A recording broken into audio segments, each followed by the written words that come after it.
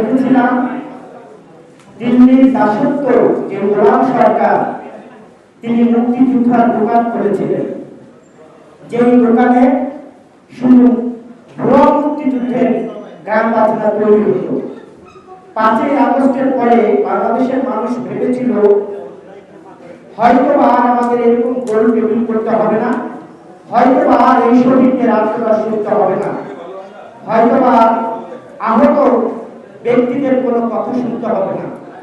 কিন্তু দুঃখ হলো সত্য কথা, আগস্টের পরে বাংলাদেশের রাজনীতিতে কেমন যেন একটি বিভাজনের সুর শোনা যাচ্ছে।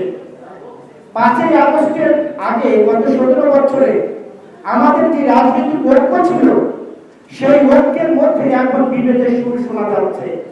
কেউ বলছেন পেয়ার, কেউ বলছেন স্থানীয় নির্বাচন, কেউ বলছেন এই যে বিভেদ, এই বিভেদটা কি কারণে তৈরি হয়েছে বা হচ্ছে এটা আমাদের গভীরে যেতে হবে। আমাদের প্রশ্ন, আপনি সবাই সহ জাতীয় নেতৃত্ব আছেন, আমরা যারা গত 17 বছরে বারবার কারা গিয়েছি, পরিবার হারা হয়েছি, নির্যাতিত হয়েছি, নিপীড়িত হয়েছি, সেই ভাষণের নাম নিতে ডক্টর ইউনূসের খুব কষ্ট হচ্ছে। গ্রামের ভাষায় বললাম, ভাষণের নাম নিতে ওনার খুব কষ্ট হয়। ওনার শুধু নাম নিতে হবে একটি নতুন রাজনৈতিক দলের নাম, যাকে প্রতিষ্ঠিত করার জন্য রাষ্ট্রের হাজার হাজার কোটি টাকা ইতিমধ্যে তিনি ব্যয় করছেন। যেখানে তিনি যান সেখানে তাদের কথাই বলেন, কিন্তু ওই যে বললাম যে ভাষণের নাম নিতে ওনার খুব কষ্ট হয়। বাংলাদেশের ইতিহাসে সবচাইতে উচ্চ শিক্ষিত এবং ডক্টরেট নোবেল বিজয়ী মেধাবী সরকার ডক্টর ইউনূস। বাংলাদেশের মানুষের প্রত্যাশা ছিল বাংলাদেশের মানুষের সাথে তিনি প্রতারণা করবেন না, কিন্তু ইতিমধ্যেই দেখা যাচ্ছে তিনি প্রতারণা এমন ভাবে বাংলাদেশের মানুষকে নিয়ে করছেন, যে শহীদের রক্তের উপরে দাঁড়িয়ে রাষ্ট্রে দায়িত্বে আছেন তিনি এখন সেই শহীদদের সাথে প্রতারণা করছেন। আজকে তিনি একটি রাজনৈতিক দলকে নিয়ে মহাব্যস্ত আছেন। যেটা বলতে চাচ্ছি, সবচেয়ে মেধাবী সরকার ডক্টর ইউনূস এবং সবচেয়ে দুর্বল সরকার হলো ডক্টর ইউনূস। বাংলাদেশের ইতিহাসে এত মেধাবী সরকার এবং এত দুর্বল সরকার কখনো আসেনি। আজকে এখানে বসে শহীদদের পরিবারের আত্মনাদ শুনতে হবে।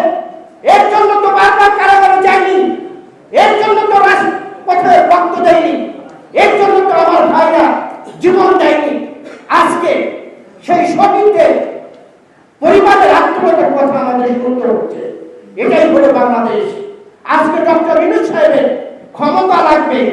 একদিকে বিএনপি ভারপ্রাপ্ত জনাব তারেক রহমানের সাথে লন্ডনে সুমধুর আলাপ করে এসে জাতির সামনে আরেকটি নাটক উনি তৈরি করেছেন।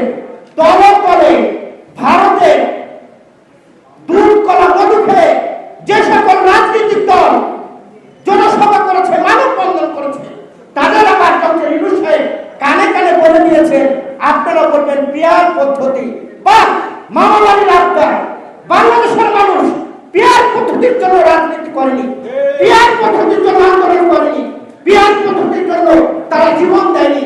আবার শেখ হাসিনার আচরণ করে যারা থেকে দুধ কলা মধু খেয়েছেন তাদের আবার কানে কানে বলে দিয়েছেন আপনারা বলবেন স্থানীয় সরকার। ডক্টর ইউনূস যত বড় প্রতারক, এত বড় প্রতারক বিশ্বের কোন শাসক আছে বলে আমার সন্দেহ হয়। একদিকে লন্ডনে দেশনায়ক তারেক রহমানের সাথে বৈঠক করে বাংলাদেশের মানুষকে তিনি আশ্বস্ত করতে চেয়েছিলেন। বাংলাদেশের মানুষ ভেবেছিল ডক্টর ইউনূস ফেব্রুয়ারির মধ্যে নির্বাচন দেবে, কিন্তু উনি বাংলাদেশে এসে নতুন ষড়যন্ত্রে আবদ্ধ হয়ে বিভিন্ন রাজনৈতিক দলকে পিয়ার পদ্ধতি স্থানীয় সরকার কথা বলে রাজনৈতিক অঙ্গনে একটি উত্তাপ সৃষ্টি করার চেষ্টা করছেন।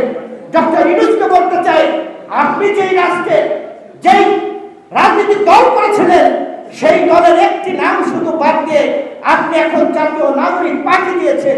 সেই জাতীয় নাগরিক পার্টি রাষ্ট্রের টাকায় পুনর্বাসন করবেন আর দেশের মানুষ আঙুল চুষে বসে থাকবে, এই স্বপ্ন আপনার ভুল স্বপ্ন।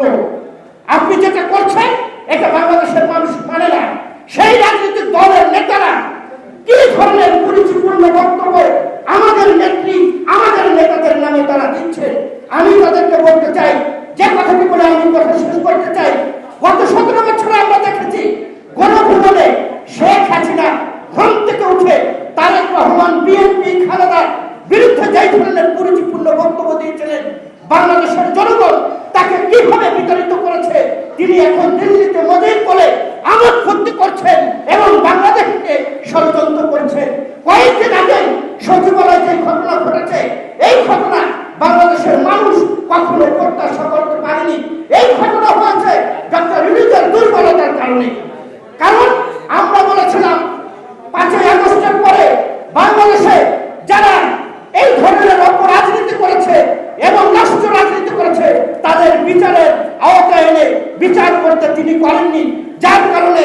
এই অবস্থা সৃষ্টি হয়েছে। আমি যদি বলে শেষ করতে চাই, এনসিপির নেতারা শেখ হাসিনাকে একটু স্মরণ করেন যে কুরুচিপূর্ণ বক্তব্য দিলে তাদের পরিণতি কি হয়।